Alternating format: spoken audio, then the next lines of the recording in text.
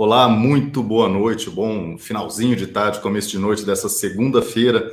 Nós estamos começando o nosso Media Watch aqui direto de Brasília. Eu sou Rafael Fontana, estou aqui com o Fernando Melo. Boa noite, Fernando. Boa noite, Rafael. Boa noite para todo mundo. Muito obrigado aí por vocês estarem presentes aqui no Comunicação e Política. Vamos lá, tem muita notícia acontecendo, tem algumas notícias específicas aqui que a gente quer fazer uma releitura junto com vocês, para que todos nós estejamos sempre alinhados na leitura dessa política brasileira, que é tão complicada. Às vezes, notícias que parecem ser simples guardam ali por trás uma série de subterfúgios que a gente precisa estar muito esperto, muito ligado para acompanhar. Vamos lá. E a gente queria pedir para vocês que estão acompanhando a gente, para que compartilhem essa live, né, Fernando? Que é o nosso compromisso com vocês é trazer mais informação, mais análise, e também pedir para vocês mandarem comentários para a gente aqui, dar uma curtida, e sugestões de pauta para a gente, porque a gente tem muito assunto. E, primeiro de tudo, agradecer a mídia, né, Fernando? A imprensa, que é uma fonte inesgotável de assunto para a gente. E trabalha de graça, né, Rafael? Trabalha de graça, não cobra. Então, essa série de jornalistas que estão aí dia e noite trabalhando de graça para a gente, eles atrapalham bastante, né? Atrapalha bastante aí a leitura do mundo real, tentando criar a fantasia deles. Mas vai lá, produz pauta para a gente, que a gente faz uma releitura aqui, vamos jogar luz sobre as notícias aqui, todos nós juntos, vamos entender o que realmente tem acontecido no Brasil. Vamos falar aí sobre esse tal desse orçamento de guerra, né? Que o Maia e o Alcolumbre estão querendo liberar, querendo impor. Aí você já viu, né? Quando você vê Maia e Alcolumbre, Toffoli, lidando com verba pública, então você já fica de orelha em pé. Queremos falar sobre isso para poder todo mundo fazer uma leitura correta. Eu quero agradecer aqui, Ente, Celino, obrigado por tudo que vocês fazem aqui junto com o canal. Boa noite, Marisa Morgado, Marlete, Marilene, Márcia Rivera, Maria Flor. Obrigado, Olga Dantas, Adriana, Beth Oliveira. Obrigado, Patrícia Carvalho, Leonardo. Já tem gente aí mandando superchat, eu agradeço de coração. Fernando e Rafael, dois meliantes. O Aras vai fazer a diferença? O Aras está saindo, né? O Aras está saindo estão libertando o Kraken, né? O Aras parece que ele está começando o AGU. O AGU também. O AGU tem tomado medidas muito interessantes. Ele fez uma postagem duríssima contra os governadores e prefeitos que têm tomado atitudes autoritárias. A gente está vendo aí uma série de vídeos de senhoras, gente idosa, sendo presa, algemada, porque está na rua. E o AGU fez uma mensagem muito dura, isso é muito interessante, e é assim que as coisas têm que ser. Obrigadão, valeu demais, Fabrício Cola, obrigado. Gente, compartilha esse link, ajuda a gente a crescer, ajuda a gente a aparecer cada vez mais e a trazer as pessoas para uma leitura honesta e realmente uma leitura clara dos fatos, e não do mundo da fantasia. Vamos lá, Rafael, podemos começar? Vamos lá, vamos direto para a pauta aqui, então? Fernando, a gente tem um assunto aqui importante. Eu acho que a gente já vai falar sobre a situação do Congresso, mas tem uma aqui que foi publicada pelo jornalista Lauro Jardim, né, para a gente falar sobre a forma como a mídia trata, que Bolsonaro intervém, né, fica bem claro aqui, intervém e trava geolocalização via celular. Vamos ver o que diz aqui o jornalista. Estava tudo pronto para que fosse iniciado depois de amanhã mais uma arma contra a expansão do coronavírus. A geolocalização de dados, ou seja, o compartilhamento de informações para identificar como se desloca a população, se há multidões em situação de risco de contaminação pelo vírus. As empresas de telefonia móvel já haviam encaminhado ao Ministério da Ciência e Tecnologia o memorando de entendimento. O próprio ministro Marcos Pontes gravaram um vídeo anunciando a implantação do sistema nessa semana. Só que no sábado, Jair Bolsonaro ligou para Pontes mandando suspender tudo. Alegou que há riscos para a privacidade do cidadão e que a presidência precisa estudar melhor o tema, apesar de um parecer da AGU aprovar o uso da ferramenta proposta pelas teles.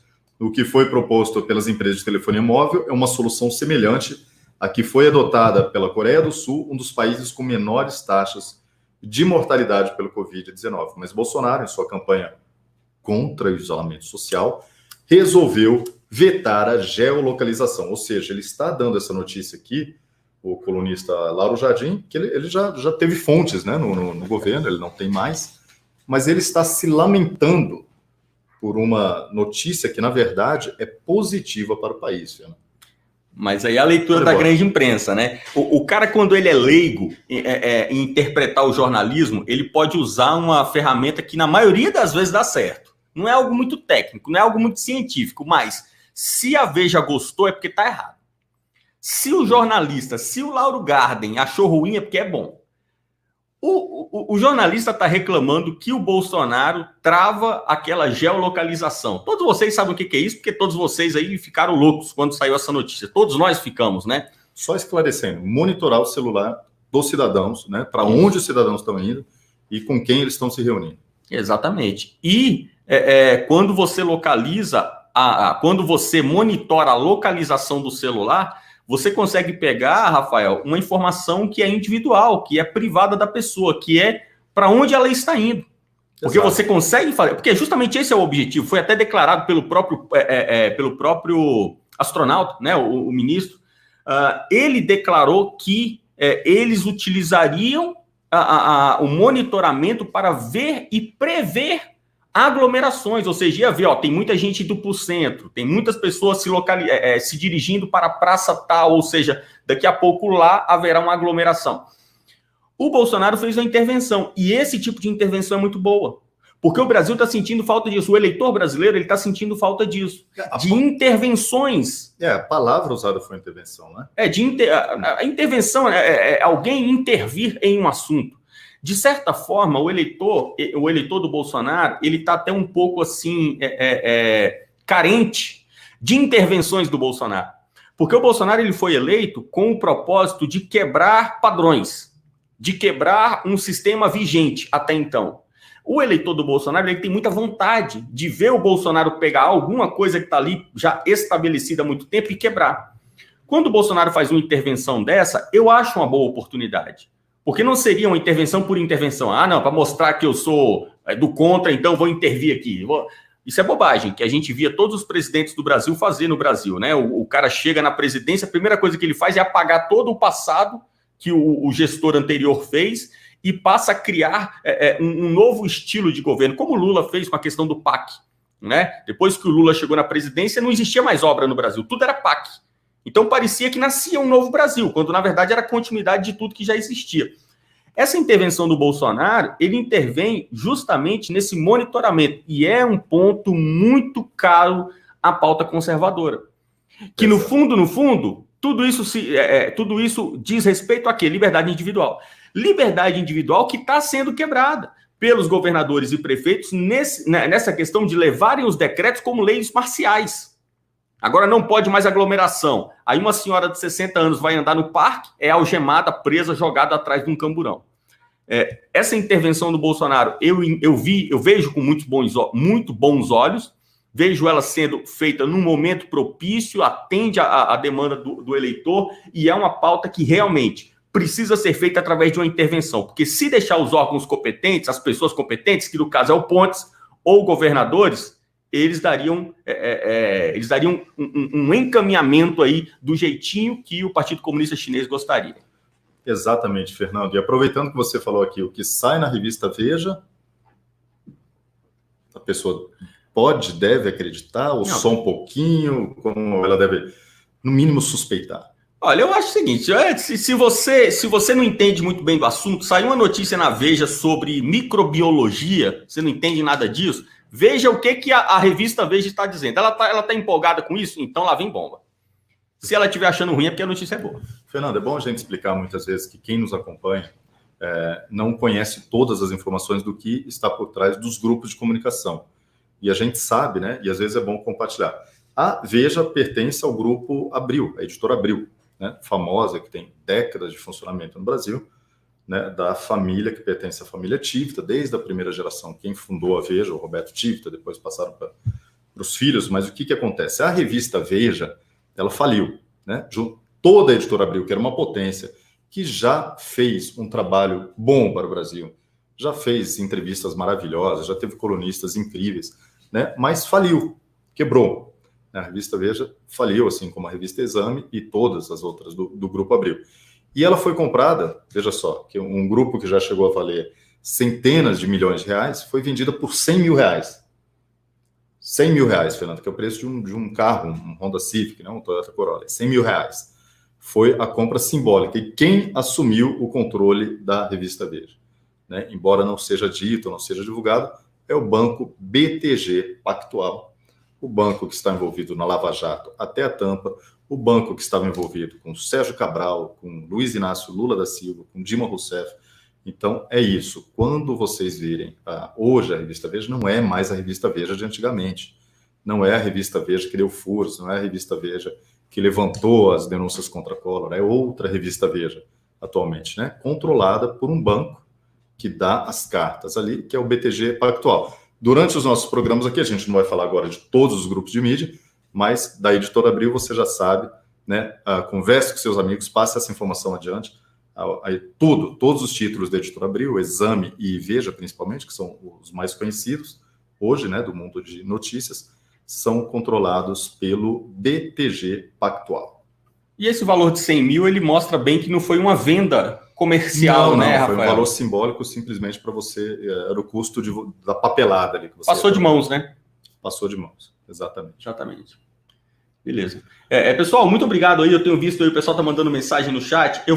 Hoje eu vou fazer de tudo para conseguir ler aí os superchats na totalidade, tá bom, pessoal? Da última vez a gente não conseguiu ler todos, mas dessa vez eu vou fazer de tudo para que nós consigamos ler todos. Eu agradeço ao Victor Kleber. Aqui no Rio, o Globo não critica o Crivella e a Record não critica o Witzel na farra das licitações. O Nigelson, que está sempre com a gente, Fernando e Rafael, será que as esposas, filhos e pais desses larápios não têm vergonha deles? Com certeza tem. A maldita fortuna fica e filhos se matam na divisão.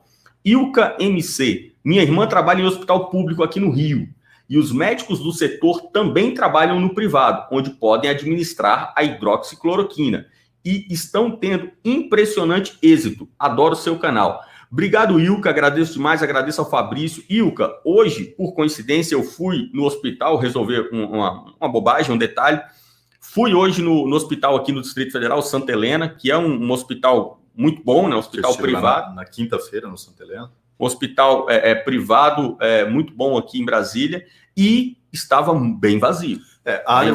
Esse hospital, né? E é o caso de muitos hospitais privados aqui, o Santa Helena especificamente, ele dividiu 2 alas, uma só de Covid, né, só para vírus chinês, e uma outra para todo o resto. Isso. Eu estava com uma amiga minha com dengue no hospital, acompanhando ela até hoje, recebeu alta.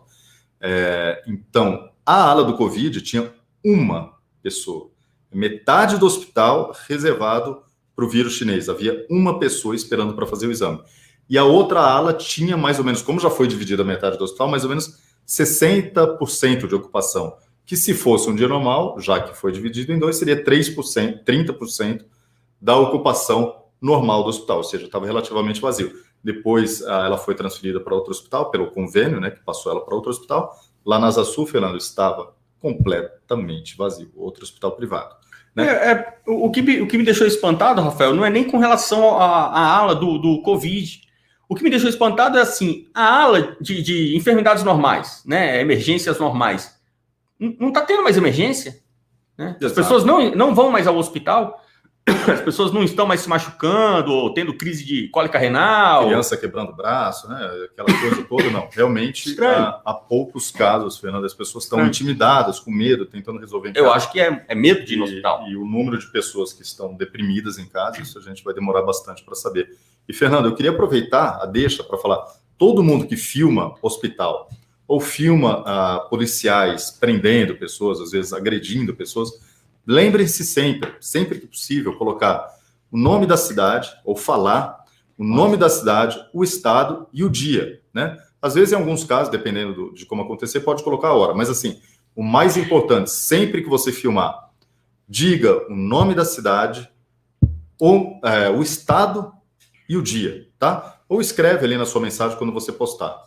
Cidade, estado e dia. Isso ajuda muito, inclusive, a derrubar fake news, que a gente recebe dezenas de vídeos por dia, né, Fernando? E a gente não consegue identificar quando foi, né? Se foi em janeiro, fevereiro, se foi agora, se está acontecendo sob o governo de São Paulo, o governo do Rio, o governo do Distrito Federal, a gente precisa saber quando que foi filmado e o local. Por favor, isso é muito importante, não só para a comunicação e política, mas para todos os canais. para todo mundo que divulga, para a própria rede social aumentar a sua credibilidade, sempre colocar essas informações, essas 3 informações. Fernando, eu tenho uma mensagem aqui também no superchat aqui do Felipe. Eu tomo a liberdade de ler aqui, o Felipe nos escreve. Para entrar na outra pauta. Enquanto pessoas estiverem sendo detidas na ilegalidade, Bolsonaro não terá o meu respeito. Eu lembro que a gente falou sobre a questão aqui do Sérgio Moro na sexta-feira, né? Que tinha muita gente realmente indignada, revoltada e postando várias mensagens contra o ministro Sérgio Moro. E aqui a gente tem o Felipe que falou com a gente, dizendo que está se sentindo aqui, parece traído por Bolsonaro. E a gente pode explicar a situação, Fernando, do Ministério da Justiça. Você tem aí o link, né, do Ministério da Justiça e Segurança Pública, para dizer como existe uma limitação de atuação da esfera federal nos governos municipais e nas prefeituras. Eu queria que você falasse sobre isso. Pessoal, aqui uma das preocupações que a gente tem aqui no Comunicação e Política é que nós sempre consigamos ler, por isso que eu sempre bato nessa tecla, que a gente consiga ler as notícias corretamente, que a gente saiba interpretar o que acontece no Brasil corretamente. Um grande trabalho que eu me coloco é ler muito sobre a história do Brasil, para eu entender, porque esse país é muito complicado.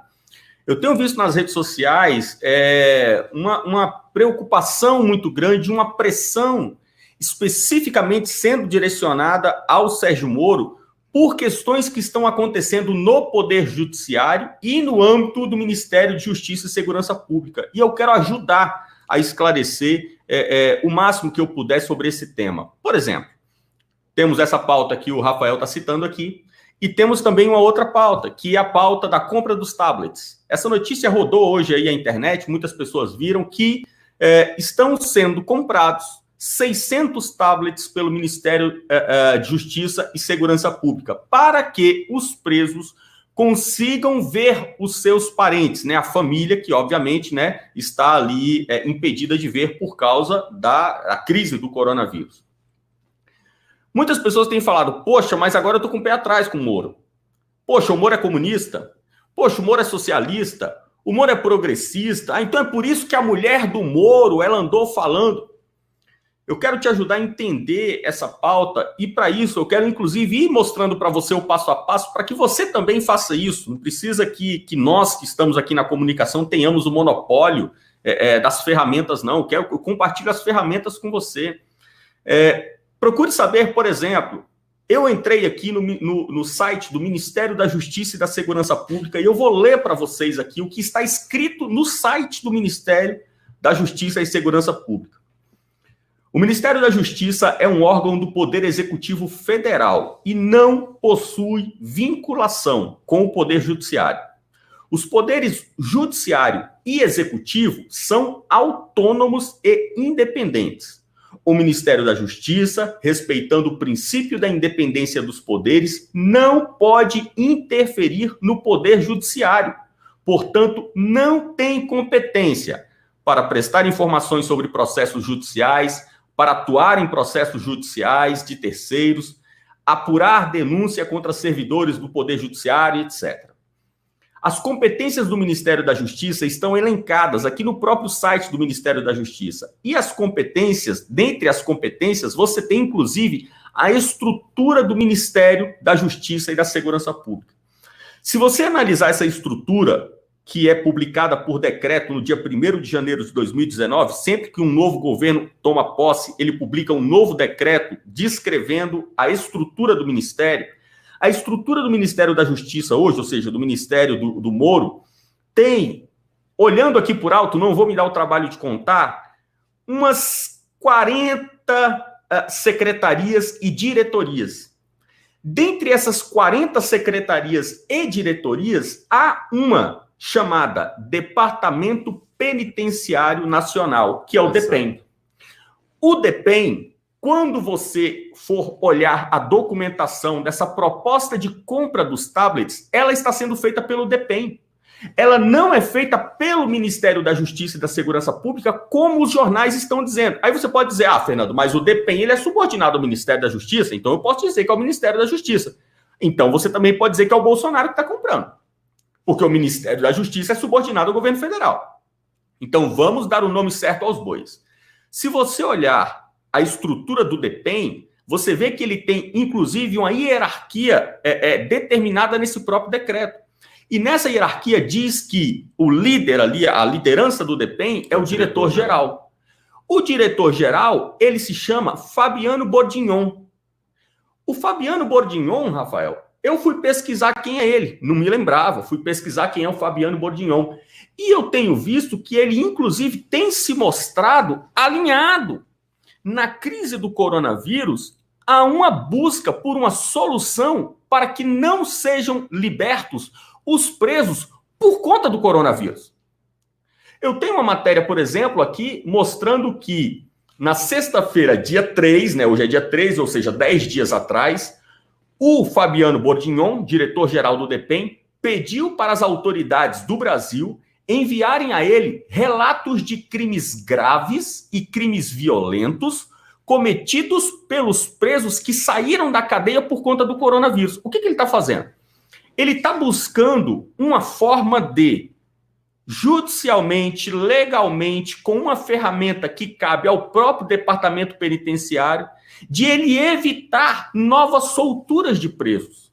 Exato. E nessas medidas a mim ficou claro, estou compartilhando aqui com vocês a visão que eu tive, a leitura que eu tive, a mim está claro que o Fabiano, o diretor-geral, ele está procurando uma solução para essa solução que tem sido encontrada por prefeitos e governadores. Exato. E, Fernando, o título da matéria aqui, né, que é do UOL, que estava atacando o trabalho feito pelo diretor-geral do DEPEN, é: governo faz ofensiva contra soltura de presos devido ao coronavírus.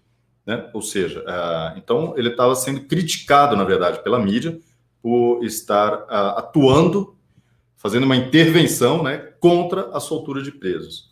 Pois é, então a gente está vendo, pessoal, eu quero compartilhar com vocês com todo carinho, porque esse assunto é um assunto polêmico, eu tenho visto muitas pessoas nas redes sociais entrando nesse espírito, nesse clima de cobrança pesada em cima do Moro. Não que eu ache que o Moro não deve ser cobrado, porque até o Bolsonaro tem que ser cobrado, todo mundo tem que ser cobrado, nós eleitores temos a obrigação de cobrar. Não quero evitar cobrança, eu quero apenas dizer que neste momento a cobrança que tem sido direcionada ao Sérgio Moro não cabe a ele. Nesse caso da compra dos tablets, a cobrança deve ser feita a quem comprou, que é o DEPEN. O DEPEN é uma diretoria que está no organograma do próprio Ministério da Justiça. E o DEPEN tem verba própria. O DEPEN tem diretoria executiva. O DEPEN tem autoridade para fazer compras das políticas, que inclusive, aí sim um assunto que nós temos que falar, o ativismo judicial no Brasil em prol sempre do preso. Isso nós podemos discutir. Agora, você ignorar o DEPEN, ignorar o diretor-geral do DEPEN, o Fabiano Bordignon, ignorar o Ministério da Justiça para cair no Moro, sabe assim, vamos conseguir fazer a leitura correta, e é um trabalho que nós nos colocamos aqui, e o Rafael junto comigo, nós estamos aqui para esclarecer e conseguirmos chegar, de fato, na notícia real. O DEPEN, Fernando, lembrando que era um departamento muito pequeno, que ele fazia as diretrizes, né, para os presídios, ele cresceu e ganhou importância a partir de 2003, durante o governo Lula, que o ministro era o Márcio Tomás Bastos, e através do DEPEN foram criados os famosos presídios federais, que não existiam até então. Vamos lá, e tem só mais uma mensagem aqui do Norberto de Souza, dizendo: parabéns, continuem o bom trabalho. Muito obrigado, Norberto. Obrigado.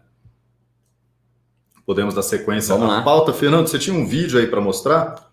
Eu tenho um vídeo que eu quero compartilhar com vocês, pessoal. Foi um vídeo enviado aqui por um dos nossos inscritos, né, que me acompanha lá no WhatsApp. Então eu quero compartilhar aqui o vídeo que foi enviado pela Ana Beatriz. Eu vou colocar aqui na tela para vocês, vou colocar com áudio, e aí vocês escutam. É um vídeo curtinho de 30 segundos, eu só quero utilizar ele para a gente poder fazer um comentário, tá bom? Vamos lá? Fechada, as pessoas proibidas de protestarem. A Guarda Municipal não permite que as pessoas passem em frente à Prefeitura Municipal e façam o seu protesto. Que absurdo, prefeito.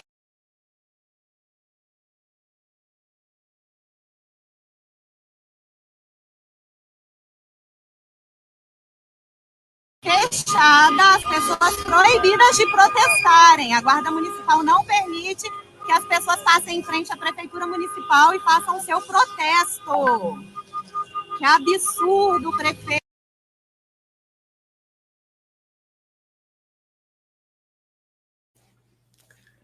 Pois é, pessoal, eu queria compartilhar esse vídeo com vocês apenas para que a gente comente, Rafael, porque é impossível não comentar isso, né? Então não tem como hoje nós não comentarmos esse assunto. Isso aí vocês viram o município de Volta Redonda, Rio de Janeiro, né? E ali em Volta Redonda, qual foi a atitude do prefeito? Ele fechou a rua da prefeitura. Então a região onde fica a prefeitura foi fechada com cones e viaturas policiais ali impedindo a população de chegar na frente da prefeitura. Primeiro de tudo, eu fico feliz. Eu agradeço a vocês porque nós lançamos aqui no Comunicação e Política, logo após o 15 de março, a gente foi no 15 de março, logo após no 15 de março, nós começamos aqui no Comunicação e Política uma campanha. Agora a gente tem que fazer protesto local, menor. Protesto nas prefeituras, protesto nos palácios dos governadores. Então a gente tem que sair desse nível nacional e partir para o nível menor, local. E as pessoas têm abraçado essa ideia. Agradeço de coração, porque eu tenho convicção de que essa ideia é a ideia que vai gerar frutos nesse momento, onde os inimigos da nação não estão aqui em Brasília, né? Eles estão nas prefeituras e nos palácios dos governadores. Mas nós temos visto aí uma ação que é um desenrolar. É um desenrolar. E nós, inclusive, temos falado aqui no canal. Rafael, não importa a ação que o governo federal tomar, os governadores e os prefeitos sempre vão dobrar a aposta. Eles vão dobrar a aposta, porque, inclusive, dobrando a aposta é uma forma deles prejudicarem o governo. Eles vão sempre falar, não, nós somos mais fortes, nós vamos reagir, nós vamos bater também. Agora, chega um momento onde a guerra acaba, que é o momento onde você dá o golpe final. E o golpe final ele não vai ser desferido pelo governo federal, o golpe final ele vem do povo. O golpe final ele vem pela população, porque é a população que exerce a soberania no país. Pessoal, as coisas, muitas vezes, você pode ter a sensação de que estão saindo do controle. Fernando, agora não tem mais jeito, vou sair do Brasil. Como nós temos visto algo bizarro, que são as prisões de senhoras. Senhora de 60 anos está no parque caminhando, polícia chega e algema. Nós vamos comentar sobre isso.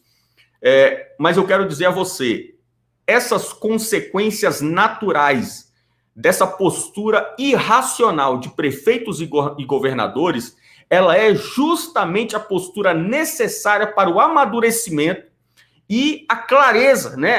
Como as escamas caem dos olhos, né, por parte da população que até hoje acha que nada de errado está acontecendo. A gente tem visto jornalista, Rafael, comemorando. Não, é isso mesmo, tem que prender mesmo, que está desobedecendo o decreto. O povo vai entender cada vez em maior número o ponto em que nós chegamos e que é preciso falar sobre problemas estruturais no Brasil. E é isso aí, Fernando. E uma coisa importante, nós temos uma mensagem aqui rapidamente da Kátia Barbosa que diz: boa noite, Rafael e Fernando, feliz Páscoa. Feliz Páscoa para você também. As empresas de telefonia poderiam ter acatado tal ordem, é fácil assim. Só temos o Bolsonaro. Vi uma reportagem que estavam derrubando um carrinho de milho e o vendedor chorando e pedindo ajuda ao Bolsonaro. A gente viu esse vídeo também, muito triste. Então, muitas coisas aqui para a gente juntar, né? Primeiro, cobrança. Que cobrança que você pode fazer ao governo Bolsonaro? Um deles, faça pressão para que seja desfeito o acordo entre a EBC e o grupo de mídia da China, por exemplo. Né? Ótimo. Um absurdo que um grupo chinês de comunicação esteja atrelado, esteja compartilhando conteúdo com o governo brasileiro. Né? A população brasileira não paga impostos para ver conteúdo da China, ponto final. Então, quer fazer uma pressão, uma cobrança contra o governo pelo fim da parceria entre o grupo de mídia da China e a EBC. Agora, comentando o vídeo de Volta Redonda, e temos outro vídeo também, Fernando, aquele de Araraquara, ele está disponível? O vídeo de Araraquara... Bom, eu acho que a maioria das pessoas viram, né? Que a pessoa foi ali primeiro, era essa. Esse daqui... Aí ela está conversando, né? E depois... As pessoas viram, a gente pode comentar, as pessoas viram. As pessoas viram que depois ela é enforcada também, entre outros assuntos, a forma como a polícia está atuando, e tanto em Volta Redonda, que é no Rio de Janeiro, e Araraquara, que é no interior de São Paulo, não foram, né, nos dois casos, as respectivas polícias militares do Rio de Janeiro e de São Paulo. A gente quer diferenciar isso aqui, é importante, né? Não que a polícia militar não tenha, em alguns casos, feito um trabalho muito ruim, porque a própria PM está rachada. A própria PM de São Paulo está rachada no que se deve cumprir e o que não se deve cumprir, né? Então, os policiais estão rachados, os comandos da Polícia Militar de São Paulo estão divididos. Mas a Guarda Metropolitana, ou Guarda Civil Metropolitana, ela pertence à Prefeitura. É o braço de segurança da Prefeitura. Então, quem que é o prefeito de Araraquara, no interior de São Paulo? É Dinho Silva, ex-ministro de Dilma, né? Ex-secretário de comunicação do governo Dilma Rousseff, petista. Ele é do PT. Então, a Guarda Civil é quem está atuando com mais intensidade, com mais energia no município de Araraquara, não é a Polícia Militar. Então, isso precisa ficar claro, Fernando, porque tem muita gente, a Polícia Militar, de certa forma, está perdendo o respaldo da população em algumas cidades, em alguns estados. Não é estranho, mas não se pode confundir a atuação das guardas civis dos municípios com a da Polícia Militar, que aí seria injusto. Seria injusto que a polícia perdesse esse apoio pelas ações, muitas vezes covardes, das guardas civis. É o caso aí da senhora, né, que foi enforcada, o método que eles fazem isso, daqui a pouco eles vão matar uma pessoa enforcada. Está demorando, ali em Cascavel, né, que teve um feirante que quase morreu sufocado. Isso. E outro ponto também, que eu temo, pessoal, num desses momentos, a população se organizar e partir para cima da guarda, da GCM, ou da própria Polícia Militar. O que, se acontecer, é algo... Aí você vê o nível de barbárie que a gente está chegando. É uma barbárie sendo anulada por outra. Como que nós aqui, né, como que um jornalismo honesto, sincero, que não está aí preso com o senso comum de ficar aí fazendo politicamente correto, como que nós vamos lutar, protestar contra cidadão brasileiro que se revolta contra uma senhora de 60, 70 anos sendo algemada? Aí você fala, poxa, Fernando, você é a favor da agressão contra a polícia? Claro que não. Claro que não. E justamente por não ser, nós tocamos em ponto aqui que a grande imprensa não tem coragem de tocar. Onde você só vai encontrar jornalista falando sobre isso aqui, na internet, na imprensa independente, que é sobre a obrigação da polícia militar em atender o povo. Os objetivos no Brasil estão muito estranhos, Rafael. Porque o Brasil ele foi de tal maneira seduzido por esse patrimonialismo que hoje parece que as instituições servem para servir umas às outras. Aí você tem a polícia militar servindo o bombeiro servindo o poder judiciário servindo o executivo servindo o legislativo. Não é isso. O povo é dele que emana o poder. E o poder emana dele para empossar pessoas para governar o país para eles. E hoje não há preocupação alguma em servir o povo.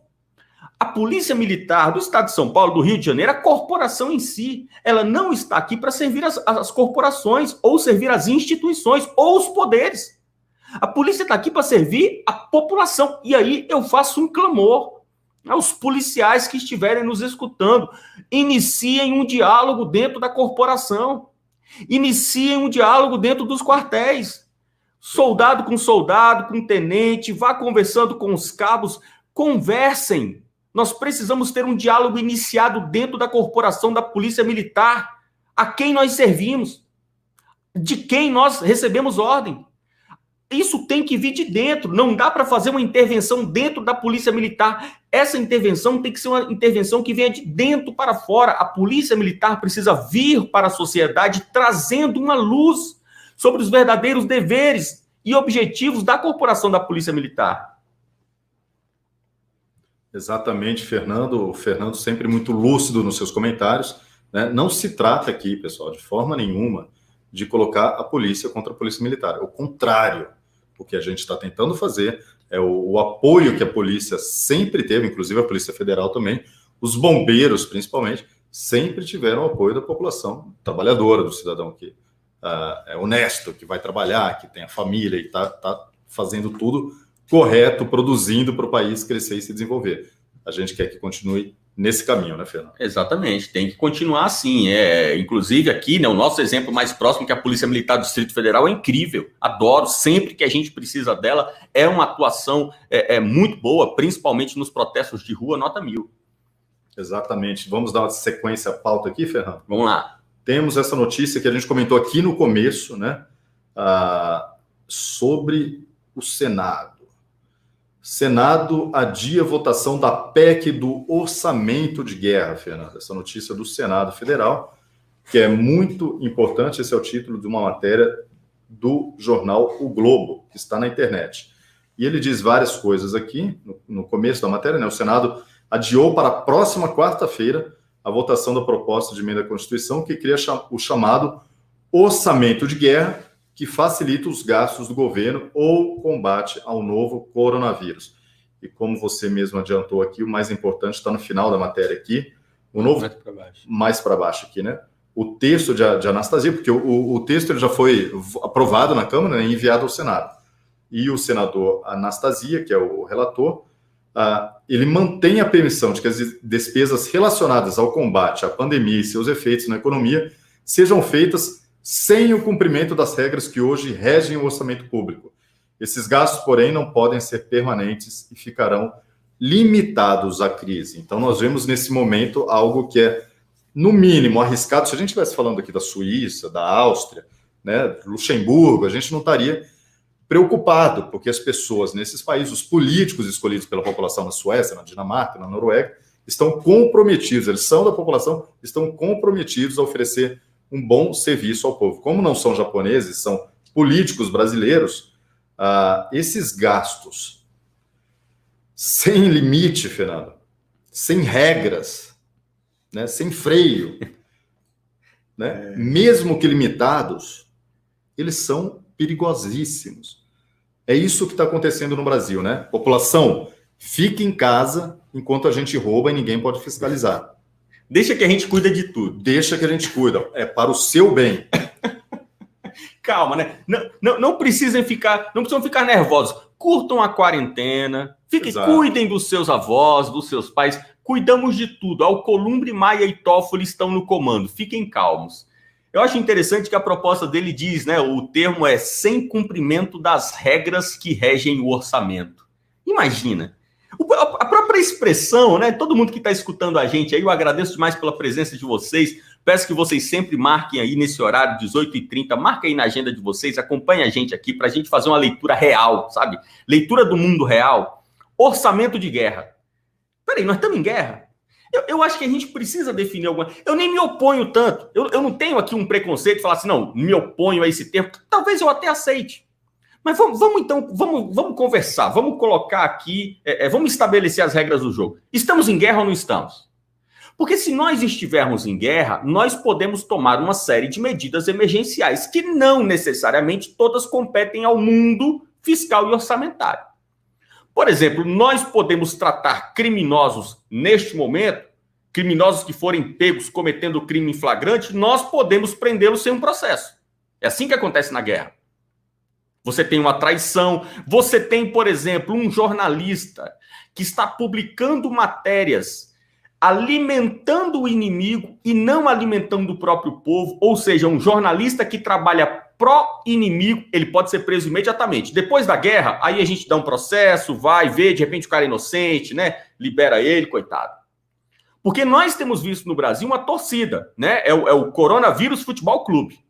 Coronavírus Futebol Clube no Brasil amealhou uma multidão de jornalistas que tem torcido dia e noite pelo vírus. Nós já temos visto aí uma série de notícias. Rede Globo chegou num ponto que não pode mais fazer link ao vivo na rua com o microfone caracterizado, né? Não pode mais fazer o microfone ali da Globo, tem que ir com o microfone à paisana fazer matéria, porque senão a população escurraça. Ah, são os minions, são bolsonaristas. Não, infelizmente não.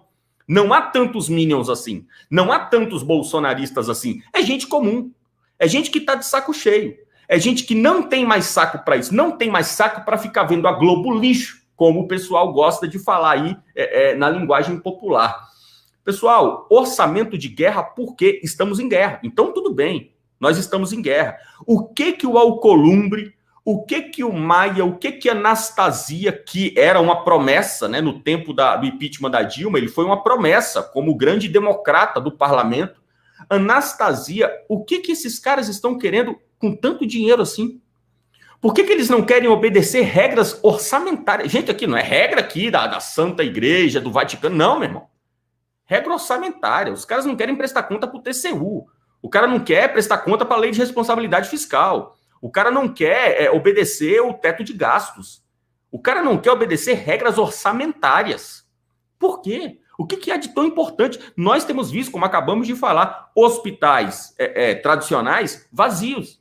E sendo construídos hospitais de campanha, em cima de gramado de estádio de futebol. É para isso? Isso é inacreditável. É inacreditável. Hospitais vazios e governos construindo hospitais dentro de estádios de futebol. Isso é... Olha, é destruindo o estádio, né? Destruindo o estádio para depois reconstruir. Você gasta agora sem necessidade, depois você gasta de novo sem nenhuma necessidade, embora as pessoas queiram ver jogo de futebol, mas não era para você cimentar, concretar gramado de estádio de futebol agora, Fernando. Não há a menor necessidade disso. É claro, e tem um detalhe, Rafael, aqui ninguém é bobo, aqui a gente não é criança. Nós estamos em 2020, isso é ano de campanha. Nós estamos em ano de campanha. E esses caras querem orçamento de guerra. Que guerra é essa? Será que é aquela guerra onde o general é o João Santana? Será que essa guerra é aquela guerra onde a Dilma disse, a grande generala, né? A Dilma Rousseff, para ganhar... Pensamentos de Dilma Rousseff, né? Aquela que quebrou a lojinha de R$1,99. Dilma Rousseff dizia que em guerra, em campanha, vale tudo. A gente faz até o diabo para poder ganhar. Será que é isso o orçamento de guerra? Estou tentando entender, não sou da área. É isso que está acontecendo neste momento, né? Fazer o diabo. A linha de pensamento da Dilma é fazer o diabo, né? O que prefeitos e governadores agora querem fazer o diabo para ter caixa de campanha, para ter dinheiro para comprar mídia, né? Porque esses gastos, vários gastos, como o governador do Rio de Janeiro pretende fazer, o Wilson Witzel, não dar publicidade aos gastos. Quanto desse dinheiro que vai ser investido na mídia, Fernando? E a gente só vai ficar sabendo daqui 4, 5 anos. A mídia que está quebrando. E está precisando. A mídia precisa de um orçamento de guerra. A mídia precisa desesperadamente de um orçamento de guerra. Imediatamente. A única motivação para um orçamento de guerra que nós não estamos vendo é um genocídio do coronavírus. Isso nós não temos visto. Não temos visto ainda. O Brasil hoje, eu acho que ontem eu olhei os números, o Brasil está com 1.100 óbitos por coronavírus. E aqui nós estamos contando todos os que a mídia diz. Porque hoje o camarada morre de bala perdida é coronavírus. Mas tudo bem, não vou nem entrar nesse mérito. Vamos colocar que são 1.100.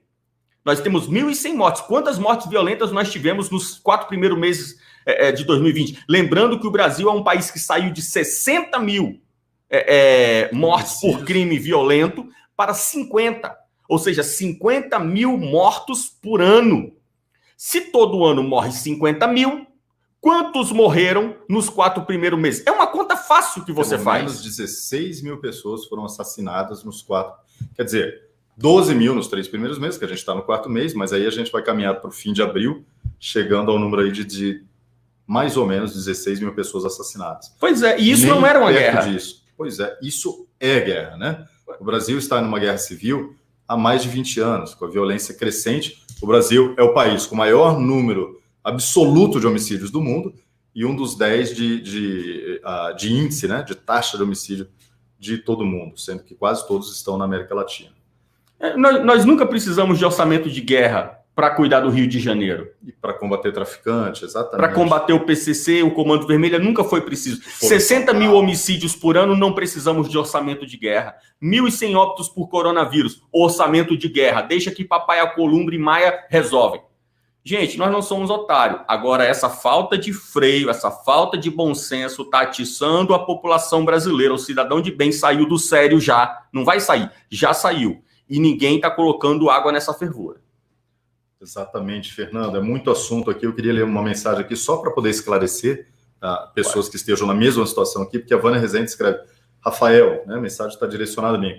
Cancelei minha inscrição no O Povo no Poder, dia 31, não foi ressarcida. Também estou tentando cancelar minha assinatura de membro no YouTube e lá está desabilitado para cancelar. Pode resolver? Vânia, muito obrigado pela sua mensagem. Nós aqui somos o canal Comunicação e Política, né? O Povo no Poder é um curso do Terça Livre, os nossos amigos do Terça Livre, né, que eu e o Fernando participamos do Terça Livre também, mas nós não somos do Terça Livre exatamente. Então, principalmente do curso Povo no Poder, que é uma iniciativa particular do Alan e do Ítalo. Então, você precisa resolver com eles lá. Com certeza eles vão ter a maior boa vontade, que eu já vi várias vezes eles resolvendo questões como essa de inscrição, mas procura o Terça Livre, que com certeza esse problema vai ser resolvido. Tranquilo, o Anderson está lá e dá todo o suporte tranquilamente. Isso aí, um abraço para o Anderson. Deixa eu ler aqui também uma mensagem, a Sandra Costa está falando, será que o Mandetta está fazendo de tudo para ser demitido pelo presidente? Será que é a estratégia dele? Sandra, as palavras ali do Mandetta no Fantástico, né? Eu estava vendo o videozinho na internet, foram palavras assim muito claras, né? Vocês conhecem meu posicionamento, né? Terça-feira passada eu participei lá do Terça Livre, amanhã estarei lá de novo, boletim da manhã, estou lá no Terça Livre.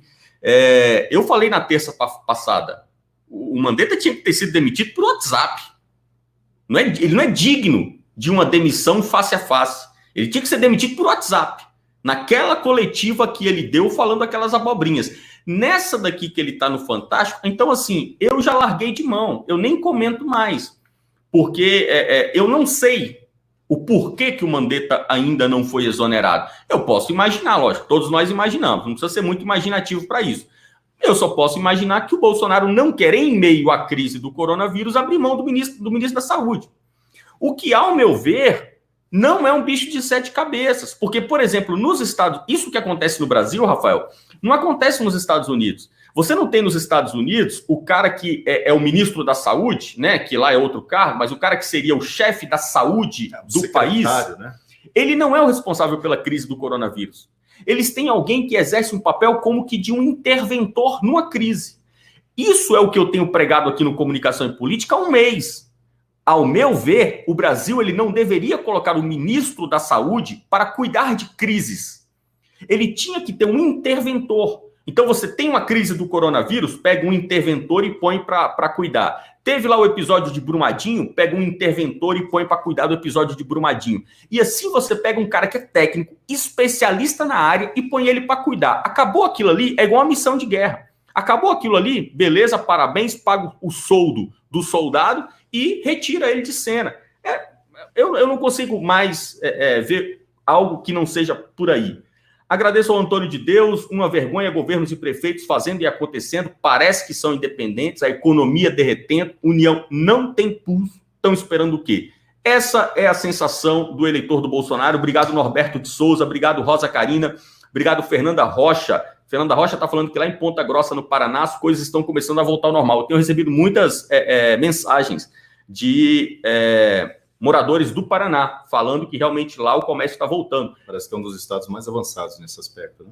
Pessoal, avisa pra gente da cidade que você é, como é que tá a situação, o comércio está abrindo, né? Aqui em Brasília mesmo a gente vê a diferença, né, Fernando? No que é o chamado plano piloto, ali em Brasília mesmo está tudo fechado, tudo parado, mas nas cidades satélites e principalmente no entorno, está voltando a funcionar, tem muita loja aberta. Isso. Eu vi lojas aí que não estavam abertas até 2 semanas atrás, agora elas estão abertas. Exatamente. Tem uma mensagem da Ilka MC dizendo: faço parte da associação, explicando aquilo que a gente falava, de pessoas com doença crônica grave. Tiraram de circulação ônibus que ligam outros municípios ao Rio de Janeiro e os policiais estão barrando as pessoas. Por isso, não estão nos hospitais. É isso, né? Então, em alguns casos, as pessoas que dependem aí do transporte coletivo simplesmente não conseguem chegar aos hospitais. Isso explica parte do esvaziamento dos hospitais. Eu fico preocupado com o seguinte, Rafael, será que quando a gente sair da crise do coronavírus, nós não teremos diversas outras crises?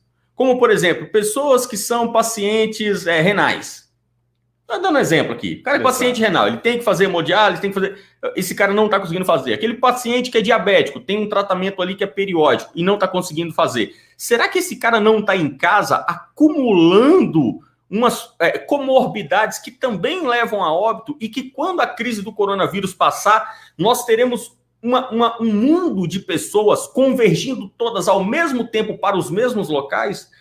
Me parece, eu não sou técnico, eu não sou da área, mas usando a lógica mais básica que existe, me parece uma decisão maluca essa decisão da horizontal, né, do confinamento horizontal, assim, é o que não desce. E eu tenho visto que quanto mais simples, talvez seja por isso, né, mas quanto mais simples as pessoas como eu, nesse assunto, Mas esse fechar todo mundo em casa ao mesmo tempo é algo de outro planeta. Eu não consigo entender, isso não entra na minha cabeça. Obrigado por todo mundo. A Fabiana Araújo está aqui com a gente. Ela está dizendo o seguinte: eu sou PM e afirmo que a maioria dos PMs são eleitores do Bolsonaro. Muitos sabem que ordens para prender pessoas por descumprir os decretos dos governadores são ilegais e não as cumprem. Obrigado, Fabiana, que Deus abençoe o teu trabalho. O trabalho de vocês é incrível, é um trabalho realmente, não dá nem para chamar de trabalho, é uma vocação que vocês têm, assim como professores, médicos, os policiais trabalham por vocação. Agradeço, que Deus abençoe o trabalho de vocês e que vocês realmente sejam iluminados neste momento, onde o povo quer construir um novo país. Vocês são parte importantíssima desse momento. E, Fernando, as notícias não param de chegar. A gente falou sobre a situação da mídia, né? As dificuldades financeiras da mídia. A própria Record entrou com pedido de moratória para suspender o pagamento de dívidas. Então, a situação está difícil. Aí a Rede Record, que é ligada à Igreja Universal, está com dificuldades financeiras. Né? Não é novidade, todos os grupos estão, uns mais, outros menos. A Band faliu e não entregou, né? Daqui a pouco a Band vai ser trocada por um Uno, um carro, aí, qualquer coisa. Mas a Band está sobrevivendo de dinheiro que ela está recebendo da China, parte do dinheiro que ela sobrevive provém da China. Né? Então a Record entrou com pedido de moratória, a moratória é você pedir a suspensão do pagamento das suas dívidas, você renegociar essas dívidas, porque de fato a Rede Record está com dívidas, né? E precisa pagar isso em algum momento. Fernando, nós temos uma notícia aqui, olha, atitude de Mandetta de confronto com Bolsonaro reduz apoio de militares a ministro. É uma matéria da Folha de São Paulo.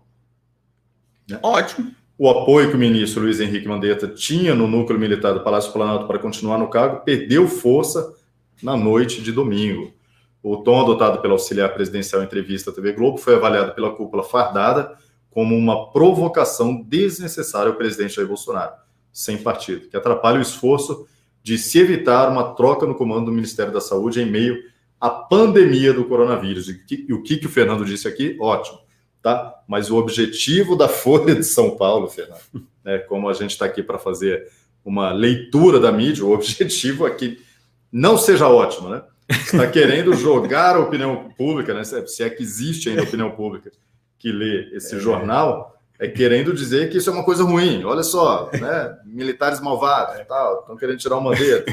O Mainardi, cara, o Mainardi está de luto. Eu não Tomando o Rivotril, a coisa está difícil, né? Então nós temos essa notícia que... Existe o time Mandetta, né, o Rafael? Sim. Por incrível que pareça, cara. Tem um time Mandetta.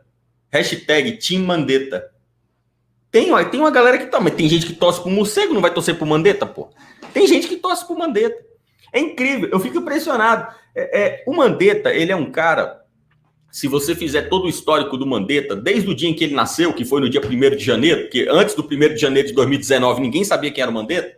Quando o Mandetta nasceu, em 1º de janeiro de 2019, ninguém sabia quem era. A primeira notícia... Todo mundo apostava no Dr. Ray, né? Uma decepção, né? Uma decepção. Achávamos que teríamos aí secretárias belíssimas. Colocaram o Mandetta. Eu lembro que a primeira notícia relevante do Mandetta, do Ministério da Saúde, foi quando ele fez aquela ação onde ele, numa fiscalização junto com o Sérgio Moro e com o Bolsonaro, eles encontraram diversos aviões monomotores, que eram utilizados pelo Ministério da Saúde para levar medicamentos para aldeias indígenas, e eles encontraram aviões assim sendo utilizados para transportar droga na fronteira. Isso. Bolívia, Colômbia ali. E aí o Mandetta apareceu, foi a primeira, e foi uma notícia maravilhosa, lógico. Então o povo, parece que o cara sabia o nome do ministro. Parece que o cara é bom. E aí ele entrou no limbo, emergiu, submergiu ali no limbo e nunca mais apareceu. E apareceu agora na crise do coronavírus, que inicialmente ele apareceu muito bem. O início do Mandetta na crise do coronavírus foi muito bom, porque ele apareceu tomando uma linha de frente numa guerra, que é uma guerra que não é para qualquer um. Você fazer uma coletiva de imprensa no momento de crise e lidar com um mundo de jornalistas que querem te destruir. E ele ali teve uma postura inicial muito boa, foi tranquilo, foi calmo, sereno, não deixou aquele clima de pânico se estabelecer nas coletivas, mas veio um novo momento. E a gente vê como o Mandetta, ele no momento ele está lá em cima na fidelidade com o governo, no momento ele está lá embaixo e ele sobe e desce, sobe e desce. E agora ele tem descido e agora ele entrou no fundo do poço. Porque quando você vai no Fantástico, que é o programa de maior apelo, né, de Ibope no Brasil, quando o cara vai no Fantástico e na entrevista do Fantástico ele deixa claro que ele tem um posicionamento anti-Bolsonaro, e mais, ele diz que o Bolsonaro precisa se alinhar a ele, aí acabou. Aí é o cara falando, olha, eu estou em campanha, quero ser presidente, se você gosta do Bolsonaro, você vota nele, se você gosta de mim, vote em mim. Para mim está muito, muito claro. Que Dória, o quê? Vote no Mandetta, né? Fernando, eu queria aproveitar esse momento para fazer aqui, praticamente um desabafo, pessoal, porque eu acho que a última vez que eu assisti esse programa de domingo era o Sérgio Chapelin que apresentava. Puta, né? Então, pessoal, né? As pessoas vêm com desculpa, esfarrapada, não, eu preciso ver o que o inimigo está dizendo. Me desculpa, se todo mundo tivesse parado de ver esse programa 15 anos atrás e tivesse parado de comentar nas redes 10 anos atrás, já teria acabado, não existia mais. Quanto mais você adia, né, desligar a TV, mais vai durar. E essa desculpa não existe. Vocês me desculpem, né? Eu fiquei aí quase 4 anos fora do Brasil, nem sabia que existia. Não lembro, eu voltei e não assisto. Eu me recuso, eu fico sabendo por outras formas, por outras fontes. Não assistam, desliga a TV. Pessoal, não, é o mesmo argumento daquele assim, não, assisto o Big Brother para saber como as pessoas se comportam. Não, sabe, quem assiste Big Brother é um idiota, não merece o meu respeito intelectual. Eu posso cumprimentar na rua, oi, tudo bem? Tal, você assiste Big... Cumprimenta. Mas, bom dia, né? Bom dia, né? Você assiste Big Brother, legal, tal. Mas não merece o meu respeito intelectual. Porque se todo mundo tivesse parado de assistir e comentar isso, não existiria mais, como já foi extinto na maioria dos países, né? No Brasil ele resiste, ainda dá Ibope, ainda as pessoas assistem essa porcaria, tá? Então não assiste. Você tem medo de não saber o que aconteceu para comentar com seus amigos? Cara, uma vergonha. O cara tem que ser psicólogo, né? Para poder usar essa desculpa. Aí o cara faz sociologia, né? Eu quero aprender o comportamento. Vai ler Dostoiévski.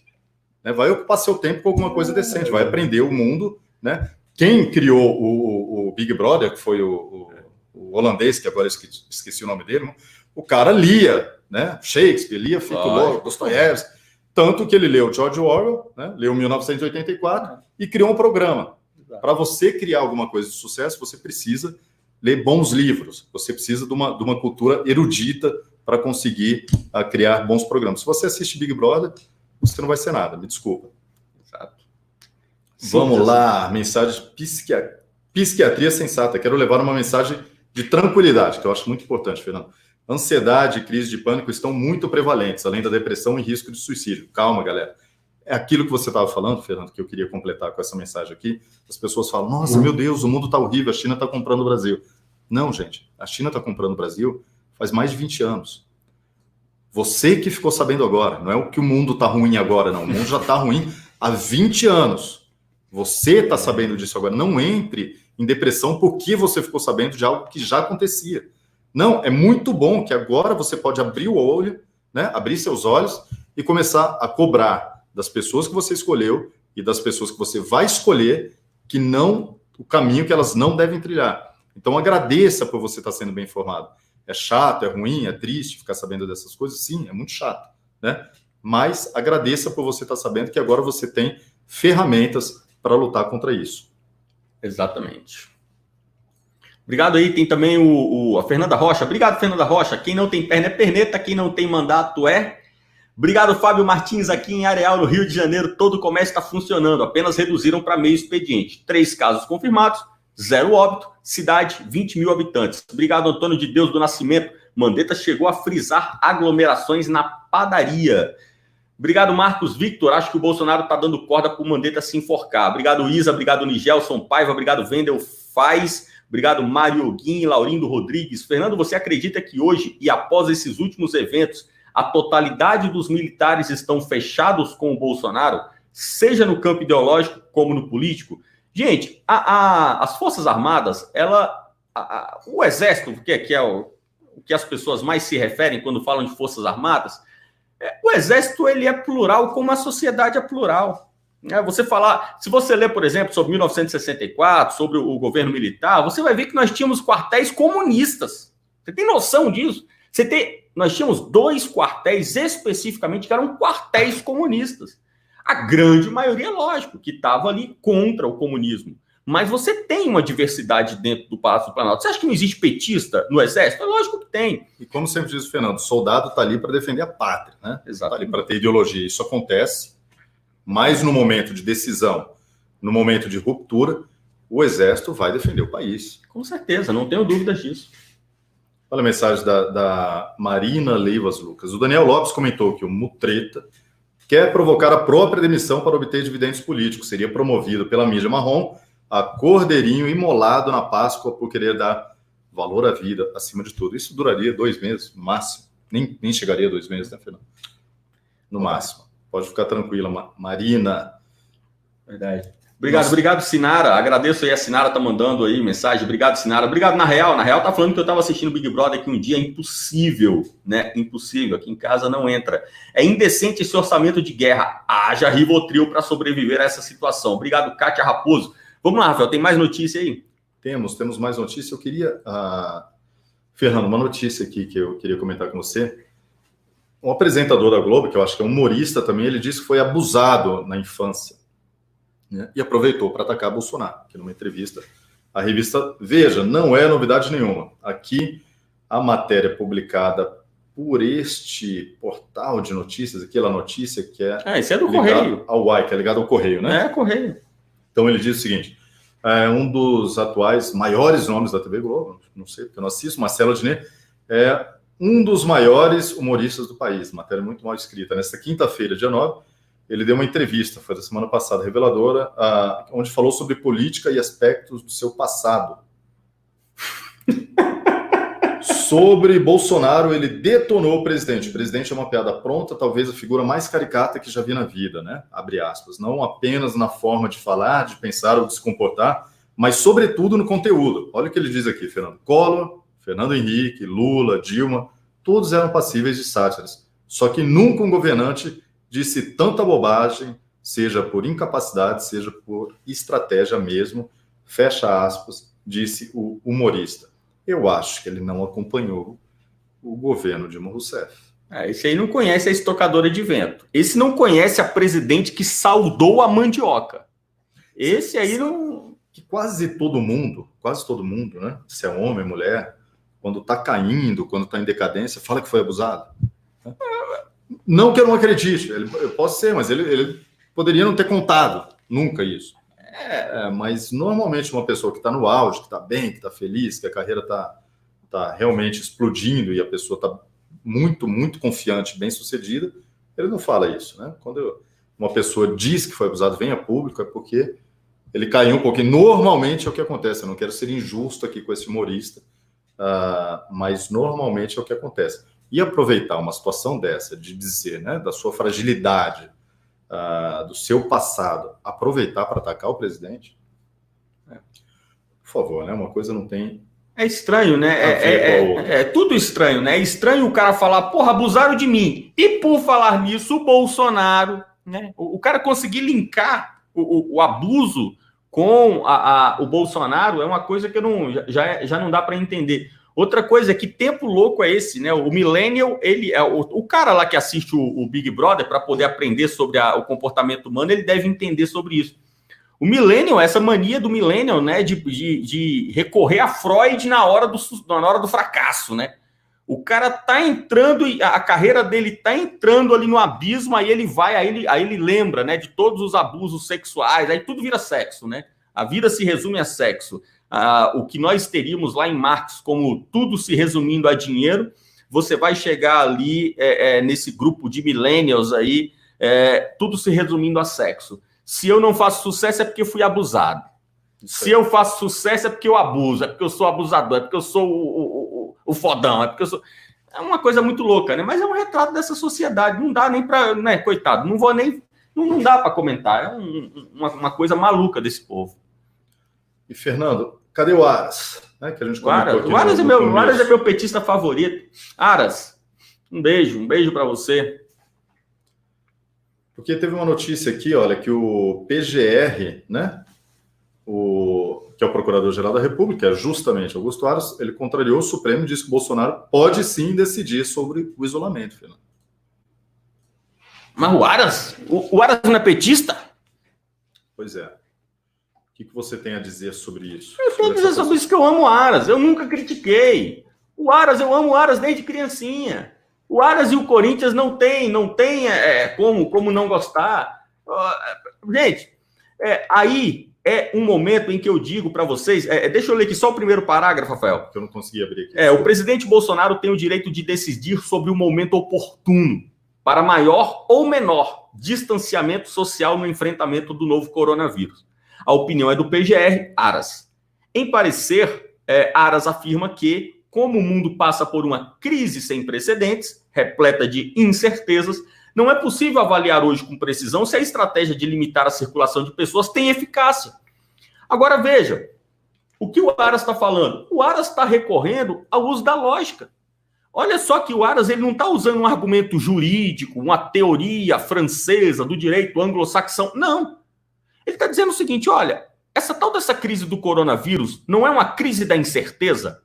Ninguém está se entendendo sobre curva achatada, cloroquina, hidroxicloroquina, sobre vertical, horizontal, sobre confinamento, quarentena. Então, já que há tanta incerteza, vamos dar ao líder do país a prerrogativa de fazer as suas apostas e encaminhar as suas decisões? Ora, tem algo mais sensato do que isso. Mas tem algo mais óbvio do que isso.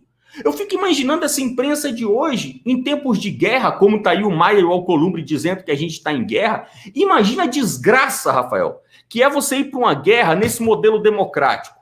O general chega e fala, vamos atacar. Aí o jornalista, eu acho que não. Aí vem o especialista, não, precisamos pensar sobre a metodologia dos ataques. Aí vem o estrategista do Twitter. Precisamos ser prudentes e sofisticados. Até o cara decidir, morreu. Sinceramente, o que há de mais lógico do que dar ao presidente eleito pelo povo a prerrogativa de tomar decisões? E é isso que o Aras está falando na decisão dele. O Bolsonaro tem direito de fazer suas apostas, porque nesse momento todos estão apostando. Alguns apostam na não cloroquina, outros apostam no confinamento, outros apostam na quarentena. O que o Bolsonaro aposta? O Aras é o meu petista favorito. Aras, eu te amo, nunca te critiquei. Se alguém falou que eu critiquei, tá mentindo. Olha só, isso aí frisando aqui o que o Fernando Melo está dizendo agora.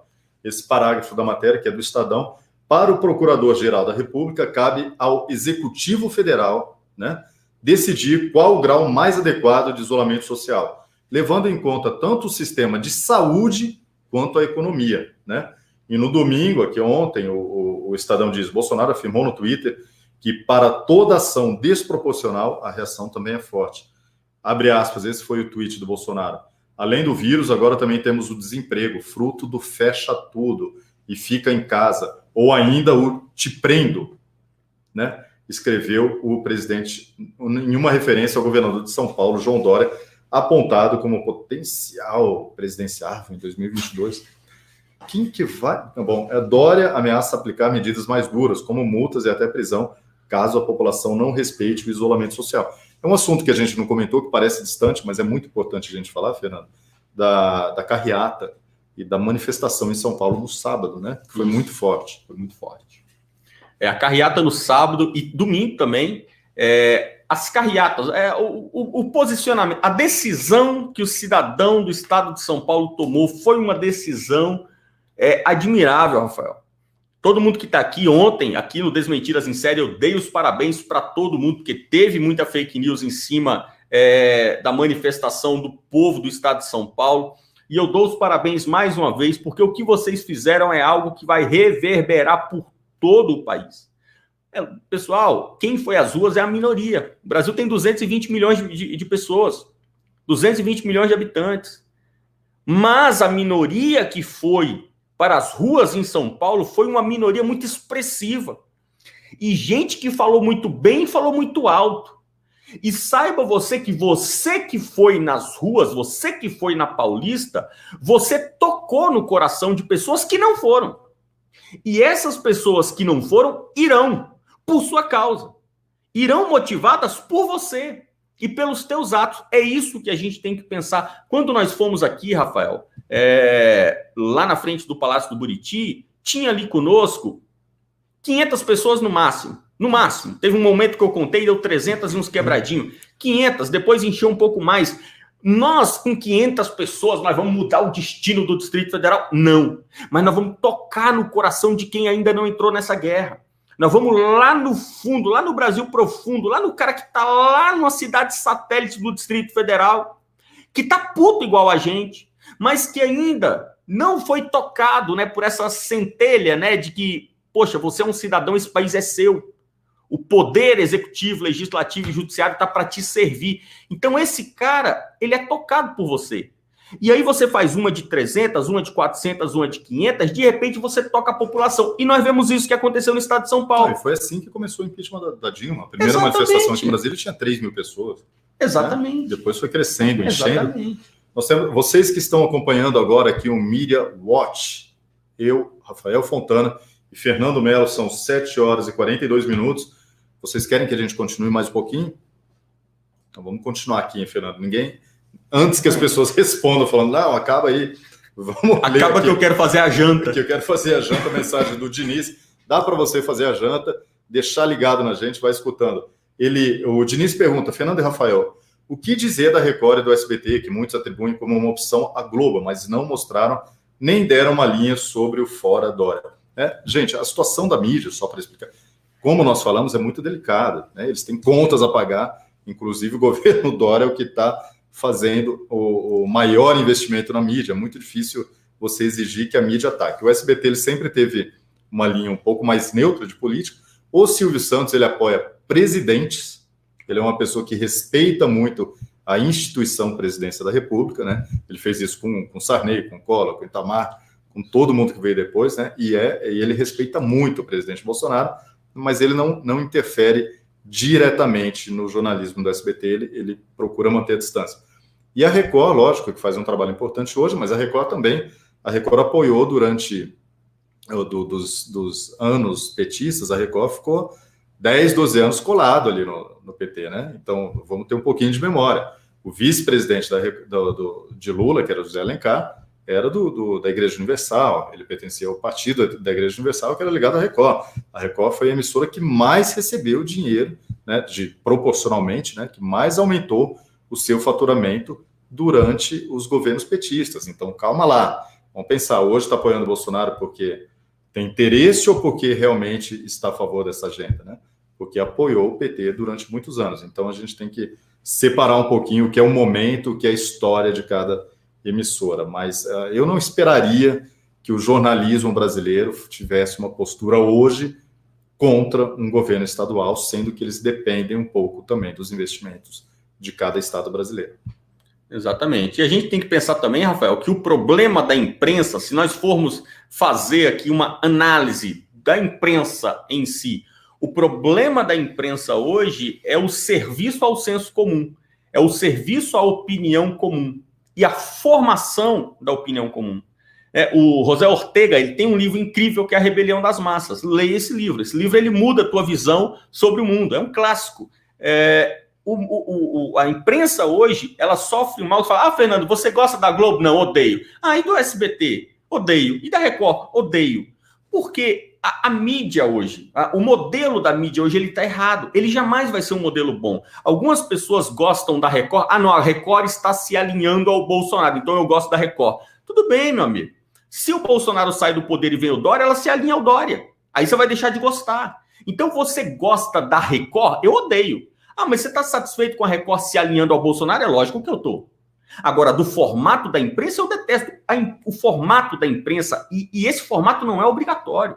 A imprensa no Brasil, ela assumiu para si o papel de formadora de opinião. Isso é uma merda. Porque não é a imprensa que tem que formar opinião. A opinião, toda a opinião com relação a todos os assuntos comuns a um povo, tem que ser formada pelo povo.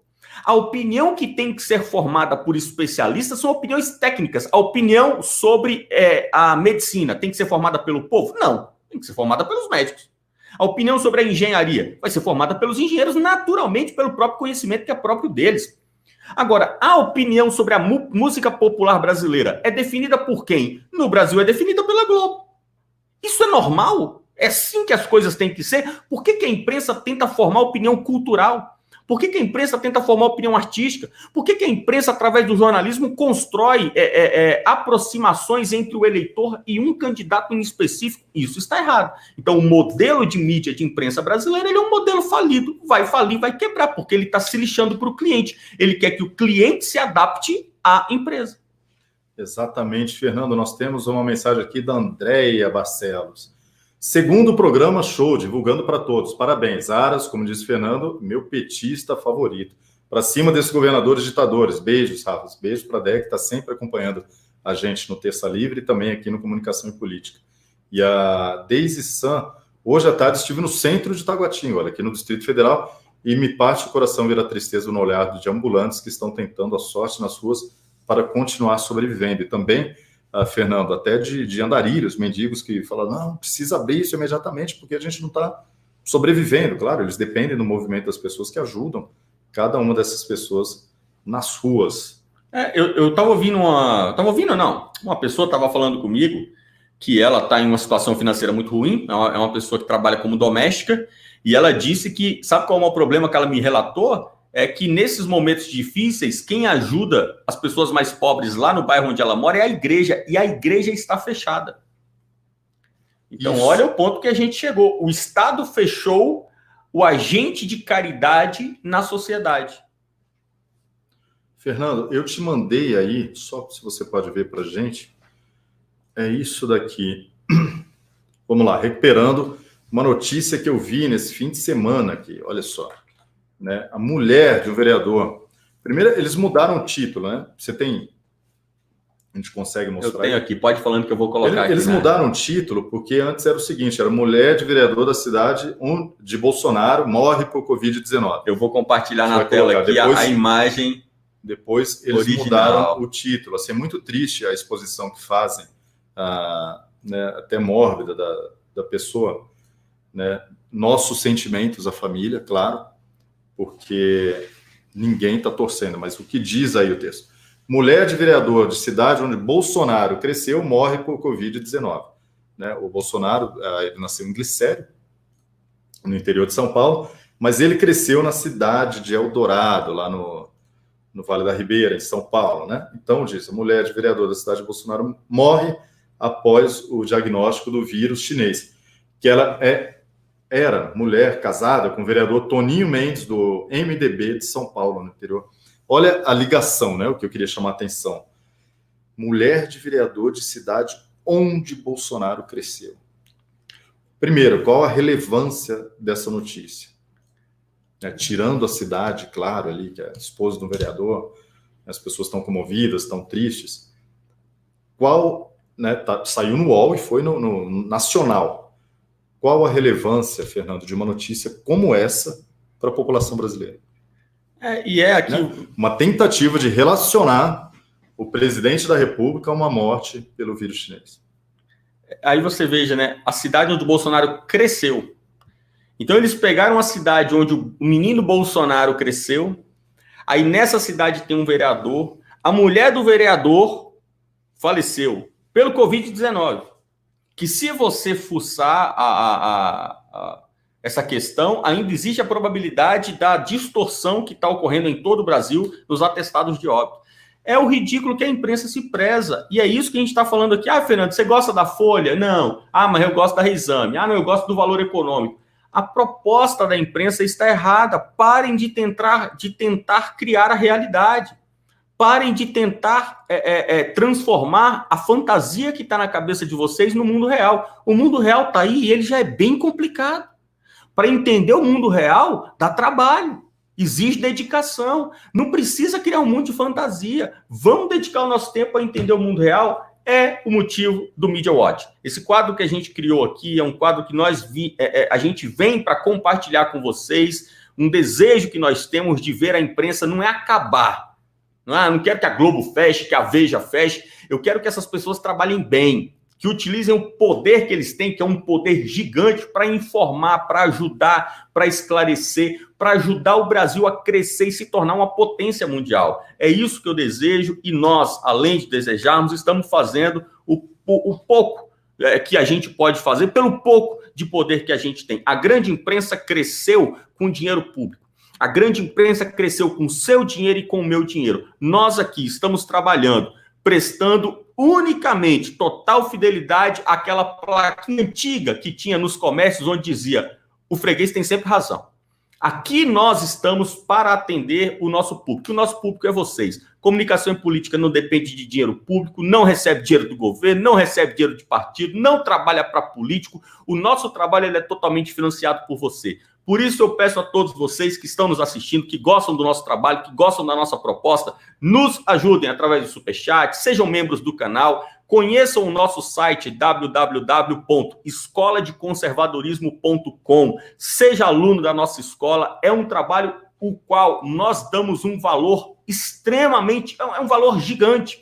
E o preço do curso é mínimo, é um preço muito pequeno, simbólico, onde você passa o ano de 2020 inteiro recebendo conteúdo sobre conceitos de conservadorismo para que você realmente entenda o que é o conservadorismo.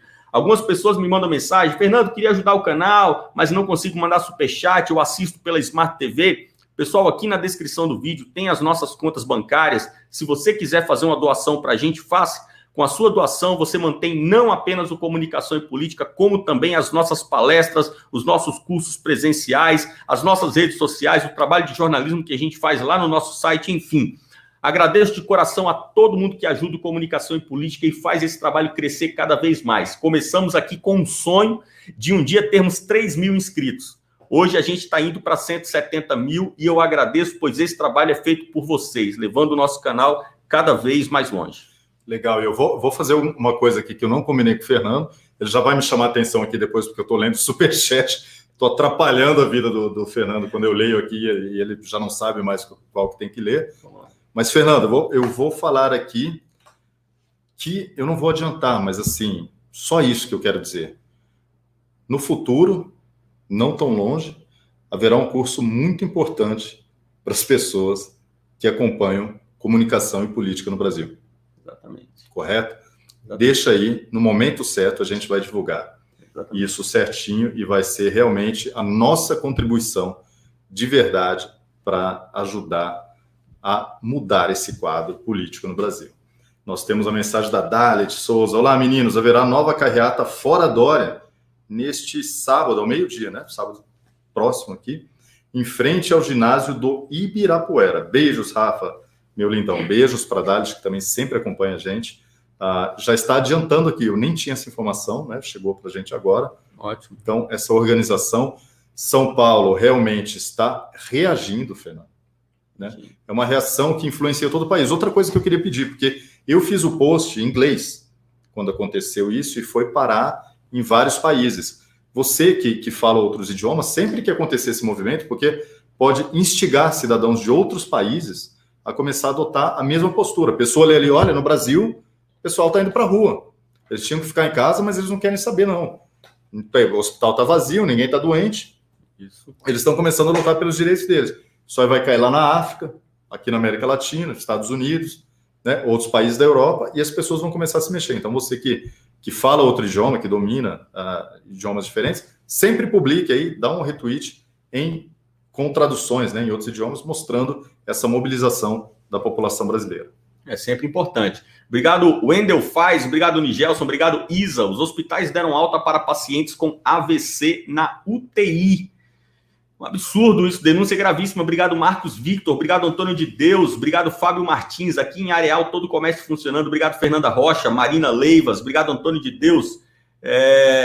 Obrigado, Sinara Aguiar, obrigado, parabéns pelos comentários, Rafael, obrigado, Na Real Brasil, obrigado, Kátia Raposo, Ledugério Antunes, Lúcia MLS, Arlindo Fiel, obrigado, Diniz, obrigado, Luísa Martins. A estratégia do Bolsonaro é dar corda para o Mandetta se enforcar, já que demiti-lo agora faria do Mandetta a vítima queridinha da mídia. Obrigado, Andréa Barcelos, obrigado, Deise San, Alan Santos, DS, Bárbara Espadatino, Francis Oliveira.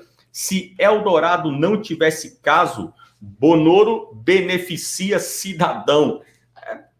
É o nível que a gente está. Wilson Pereira, obrigado pelo superchat. Aliança entre povo e polícia militar libertará São Paulo. Eu acredito realmente que São Paulo chegou num ponto sem volta. O povo de São Paulo não vai admitir mais essa ditadura que o Dória tem estabelecido ali. Eu acho que eles vão ter uma solução, ali total, né, radical e rápida para o problema do Estado de São Paulo, que será o fora Dória, como tem sido pedido nas ruas. E ver como é a força hoje da população e das redes sociais, toda a mídia paulista, que é a principal mídia do país, né, toda a principal mídia do país, tirando a Globo, o eixo do Grupo Globo, que fica parte no Rio de Janeiro e parte de São Paulo, todo o resto da mídia está concentrado na cidade, na região metropolitana de São Paulo. E Dória tem apoio da mídia tradicional, de uma forma como nunca se viu.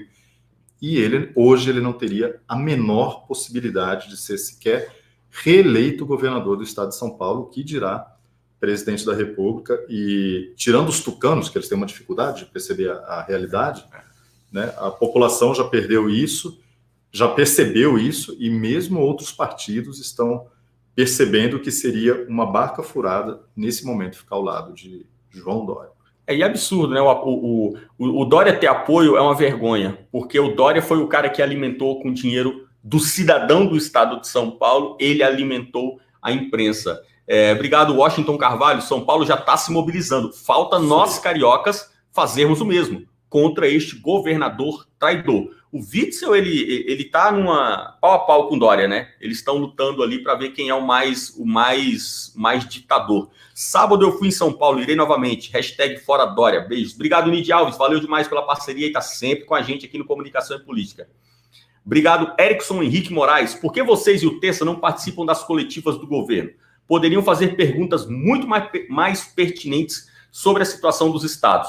Obrigado, Erickson. Eu agradeço de coração a confiança que você tem no nosso trabalho. Eu agradeço sinceramente e digo, quando a gente fala com vocês, pessoal, a gente não recebe dinheiro público, a gente não recebe dinheiro de partido político. Nós falamos isso com orgulho, porque é uma vantagem, né, num Brasil como a gente vive hoje. Uma independência que a mídia não tem. É uma independência que nós temos com relação ao mérito do que nós fazemos. Mas também é uma desvantagem. Não tem como você comparar, por exemplo, a Globo despenca um carro com um link ao vivo, um repórter, um cinegrafista e um cableman lá para o Palácio do Planalto passar o dia inteiro lá, esperando a hora que o Bolsonaro aparecer para poder cobrir. A gente não consegue fazer um trabalho desse. A redação dos grandes grupos de mídia aqui em Brasília tem, em média, 20 jornalistas, né, trabalhando. Então, o que falta para a gente mesmo é braço. Mas muitas informações nos antecipam, porque a gente tem contato, a gente tem fontes, nós conhecemos as pessoas que estão dentro do governo, conhecemos as pessoas nos tribunais e no Congresso Nacional, e muitos nos alimentam de informação em primeira mão, muitas vezes à frente do que recebem esses jornalistas da mídia tradicional, que ficam ali esperando dentro da sala, né? Tudo bem, eles têm a imagem, eles têm as fotos, eles têm tudo, mas nós muitas vezes recebemos as informações antecipadamente, né, que nós divulgamos nas redes sociais, mas o que fazemos com mais propriedade é fazer uma análise dos fatos aqui, porque fatos são conhecidos muito rapidamente. O que a gente gosta mesmo é de se aprofundar e de fazer uma análise com esclarecimento para quem nos acompanha. E é um déficit que tem na imprensa hoje, né, Rafael? Não é tanto de ver a notícia, porque o mundo hoje ele é muito dinâmico na transmissão da informação. Então, por exemplo, muitas vezes a gente recebe informação que o jornalista da Globo News, que está lá dentro do Palácio do Planalto, na salinha VIP ali tomando café, ele não recebe. A carência hoje no mundo do jornalismo é a leitura. É por isso que a gente tem essa proposta aqui do Media Watch, né? Fazer um observatório de mídia. Obrigado, Kátia Raposo. Prenderam manifestantes no Rio agora há pouco. É verdade, eu recebi várias mensagens de pessoas no Rio de Janeiro falando a mesma coisa que a Kátia Raposo está falando. Obrigado, Kátia, agradeço de coração. Pessoal, me mandem conteúdo no meu WhatsApp. Eu agradeço de coração, me mandem. Muitas vezes é lógico, eu não respondo porque eu recebo centenas todos os dias. Mas eu leio e eu vou separando aquele material para poder fazer os programas aqui. Agradeço de coração. Rafael, acho que a gente pode ir caminhando para o final aí. Vamos lá, uma última mensagem da Dalit. Está tendo manifestação todos os dias em frente à Lesp, né? Assembleia lá de São Paulo, às 3 da tarde. a favor do impeachment do Dória. Muito obrigado, Dalit, pela mensagem. Um beijo para você que sempre, né, está com a gente, muito fiel. É isso aí, vamos caminhando aqui para o final desta segunda-feira, 13 de abril. São 8 horas, Fernando, 1h30, então, de live. Muito legal. Obrigado a vocês que ficaram nos acompanhando. Obrigado pela paciência. Mandem sempre notícias para a gente, vídeos. A gente quer compartilhar e até alguns vídeos engraçados, porque a gente quer rir também de vez em quando e levar divertimento às pessoas. Muito obrigado. Tenham todos uma boa noite. A gente vai voltar essa semana com mais um Media Watch para vocês. Obrigado, gente. Valeu demais. Fiquem com Deus e até a próxima.